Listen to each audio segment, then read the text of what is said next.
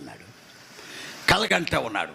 చాలా పెద్ద కళ. ఏమిటంటే ఆ కళలో ఒక నిచ్చెన కనపడతా ఉంది. ఆ నిచ్చెన పెద్ద నిచ్చెన. కార్పెంటర్ మేస్త్రులు పెద్ద పెద్ద వాళ్ళు మంచి మంచి నిచ్చెనలు తయారు చేస్తారు, కానీ అంత పెద్ద నిచ్చెన ఎవడో తయారు చేయలేడు. మామూలు నిచ్చెన, భూమికి ఆకాశానికి వేశాడు దేవుడు నిచ్చెన. ఎంత నిచ్చెన వేశాడో. ఎలక్ట్రిసిటీ వాళ్ళ దగ్గర, కరెంటు పనిచేసే వాళ్ళ దగ్గర ఐరన్ నిచ్చెనలు ఉంటాయి, ఇనప నిచ్చెనలు ఉంటాయి. కానీ ఇది అన్నిటికంటే మించినటువంటి నిచ్చెన యాకోబు కలలో చూపించాడు.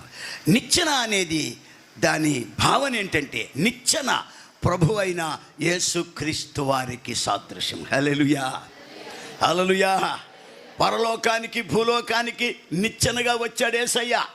పరలోకము నుండి క్రిందకు వచ్చాడు. ఎందుకంటే కింద ఉన్న మనుషులు పైకి వెళ్ళాలంటే వాళ్ళకి సపోర్ట్ కావాలి. భూమి మీద ఉన్న మానవుడు పరలోకానికి వెళ్ళాలంటే, భూమి మీద ఉన్న మనుషుడు నిత్య జీవములోనికి వెళ్ళాలంటే, మాయలోకములో ఉన్న మనుషుడు మహిమలోకములోనికి వెళ్ళాలంటే ఒక సపోర్ట్ కావాలి, ఒక ఆధారము కావాలి. అదే నిచ్చెన. నిచ్చెన యేసుక్రీస్తు వారికి సాదృశ్యం. కలగంట ఉన్నాడు. చాలా పెద్ద కళ. ఏమిటంటే ఆ కళలో ఒక నిచ్చెన కనపడతా ఉంది. ఆ నిచ్చెన పెద్ద నిచ్చెన. కార్పెంటర్ మేస్త్రులు పెద్ద పెద్ద వాళ్ళు మంచి మంచి నిచ్చెనలు తయారు చేస్తారు, కానీ అంత పెద్ద నిచ్చెన ఎవడో తయారు చేయలేడు. మామూలు నిచ్చెన, భూమికి ఆకాశానికి వేశాడు దేవుడు నిచ్చెన. ఎంత నిచ్చెన వేశాడో. ఎలక్ట్రిసిటీ వాళ్ళ దగ్గర, కరెంటు పనిచేసే వాళ్ళ దగ్గర ఐరన్ నిచ్చెనలు ఉంటాయి, ఇనప నిచ్చెనలు ఉంటాయి.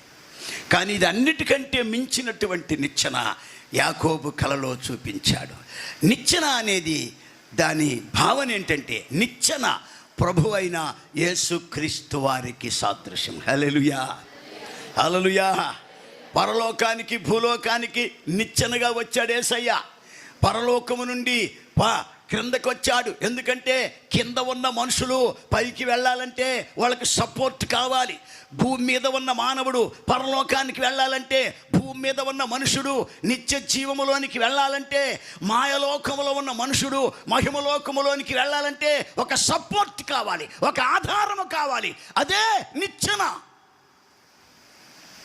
నిచ్చెన యేసుక్రీస్తు వారికి సాదృశ్యం.